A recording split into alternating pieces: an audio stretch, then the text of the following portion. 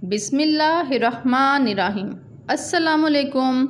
Welcome to your channel नई राह, कामयाबी की नई राह। जी तो स्टूडेंट्स, आप लोगों के लिए खुशखबरी। ये खुशखबरी 9वीं 10वीं 11वीं और 12वीं जमात के तमाम तलबा के लिए है। खुशखबरी ये है कि वफाकी वज़ीर तालीम शफ़क़त महमूद ने इस्लामाबाद में होने वाली प्रेस कॉन्फ्रेंस में ये ऐलान किया है कि तमाम तलबा को कंपलसरी सब्जेक्ट्स में 5% इजाफी नंबर दिए जाएंगे। जी हाँ, तमाम स्टूडेंट्स को तमाम कंपलसरी सब्जेक्ट्स में 5% एक्स्ट्रा नंबर्स दिए जाएंगे।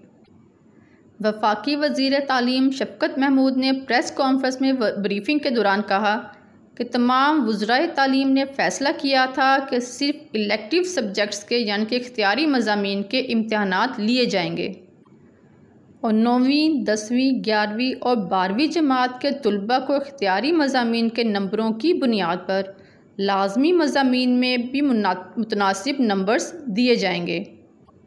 और उसके साथ ये फ़ैसला भी किया गया है कि हर तालिब इल्म को लाजमी मज़ामीन में मुतनासिब नंबरों में 5% इजाफी नंबर्स दिए जाएंगे।